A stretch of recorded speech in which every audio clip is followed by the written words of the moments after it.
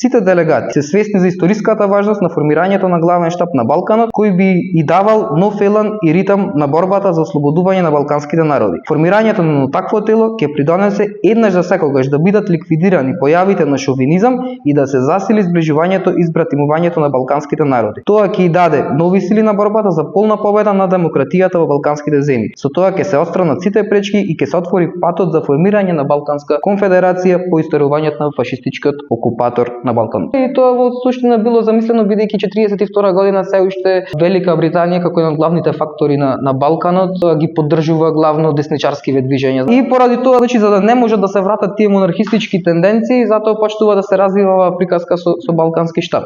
Сега тоа е пак една многу интересна, бидејќи темпо доаѓа, да речем, на територија прво во Македонија, па се префрла во Албанија и се обидува да ги скоординира сите тие работи, и на 20 јуни 43 година е потпишан еден договор кој што не е во тоа толку договор колку што е состанок на кој што се изведени заклучоци од тоа, и на тоа ставаат потпис КПЈ, Темпо, КПЈ, Грчката комунистичка партија преку нивниот делегат Верверис, и Комунистичката партија на Албанија преку Енвер Хоџа. Додека делегатот од бугарската партија немало на терен, па Темпо е добил таа задача да ја пренесе таа идеја.